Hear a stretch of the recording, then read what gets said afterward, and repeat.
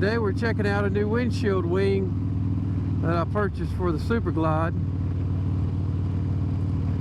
For the bonus at the end, we'll talk about some future upgrades I've got planned for this summer.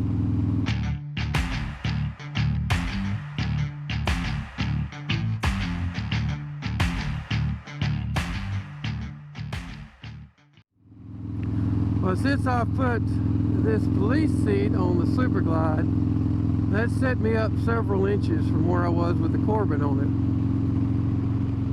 it. I looked at a bunch of different options for windshields, including getting another clear view like what's on it now, just a few inches taller than what I've got to deflect the wind. As I was weighing my options and looking at the different windscreens and different manufacturers that make something for this FXRT,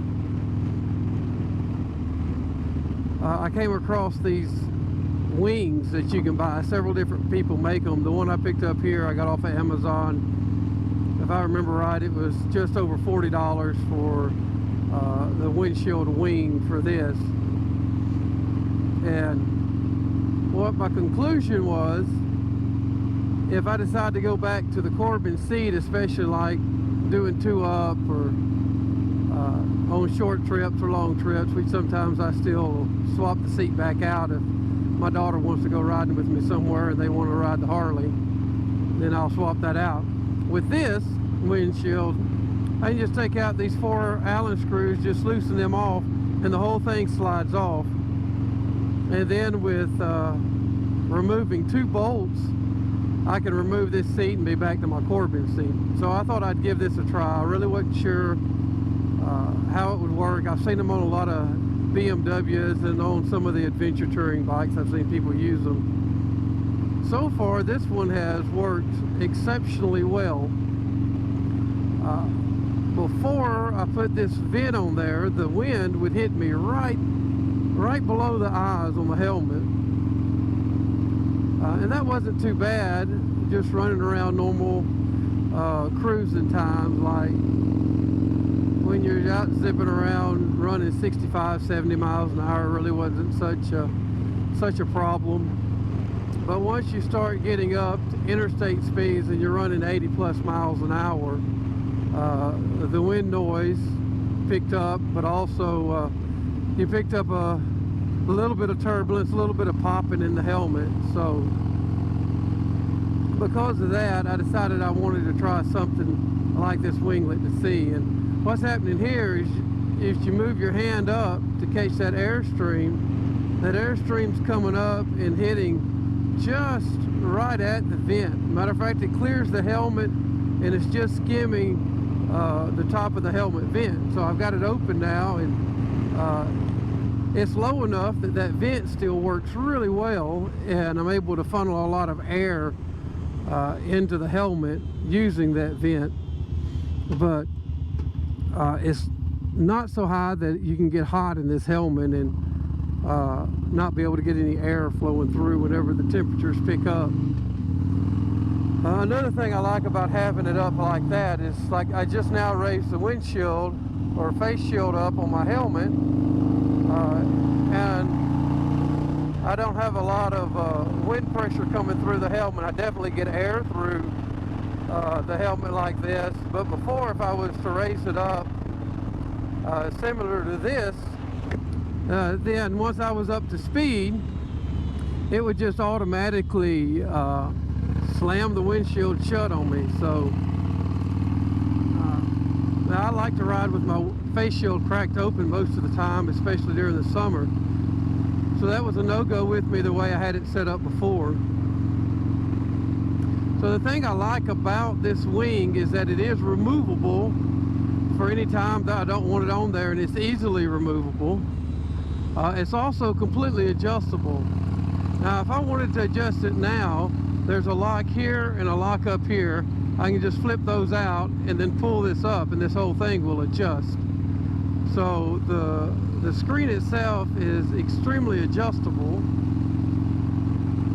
You can move it up to where it's just high enough to where the bottom of this screen will actually clear this windshield. So I can get this up to here if need be.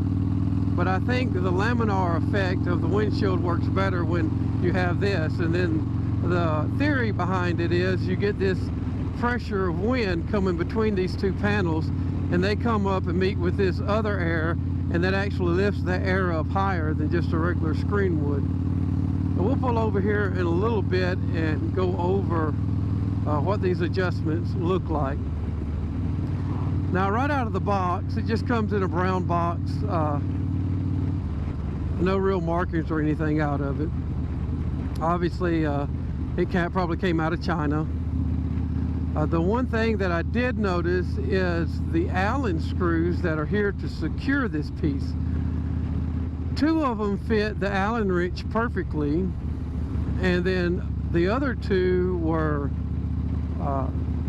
slightly larger, enough so that once you began to put tension on those screws, that Allen wrench that's supplied with the kit would turn inside there. So I had to go get a different Allen key out of the toolbox in order to adjust these and get them tightened down onto the windshield.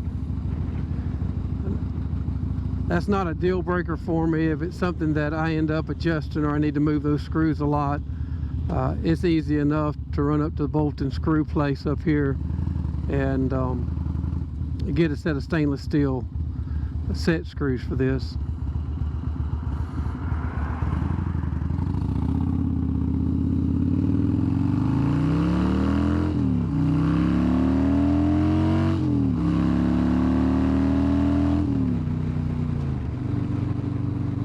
So yeah, you can tell a really big difference even with that little short blast up. There's a campground up here. We'll pull into that campground and take a quick look at the windshield. There's a chance of rain today. We're starting to get a few little sprinkles here and there, but we'll still have time to go ahead and go over the details of this. At the campground stop, so I'll show you a little bit about how this piece works. So you can see this has got some flex in it, but if you turn these knobs, then you can get this to adjust. So yeah, there they are. That's unlocked. So right here you can adjust that, and you look at it from the side, you can adjust it any way you want there. Now these are the little locks I was talking about earlier, and if you turn them down, then you get this full adjustment. So if a person wanted to, that's the total height of the shield, and you can see how much height that would add. So for the way I've got it set up and the way I like to run with it, I want as little of the shield out as possible and still get the wind where I want it at. So go ahead and lock these in place.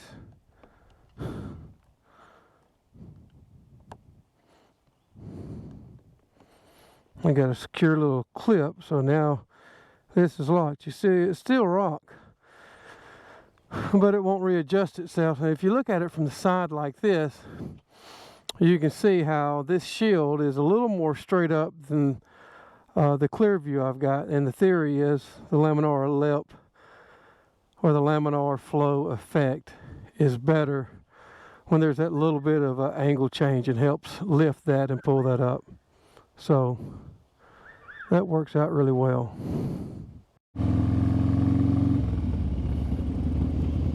So we're getting ready to head back out here on the highway, and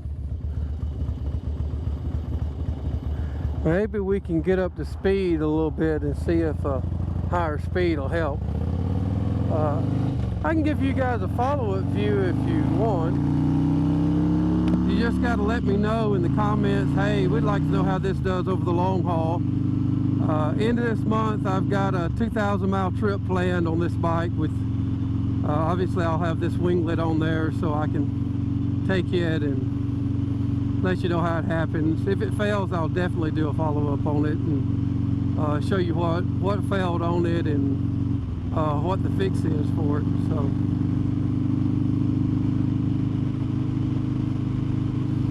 So right now with this wind, it's coming in a pretty big envelope. You can feel it starting to come back down just at the back of my helmet there. Obviously this is very specific information set up just for this bike, because depending on where you sit at on them. But it definitely throws this air up and it comes around and back down. I've got the top of my helmet open. It's got plenty of air coming through, and we're running 70.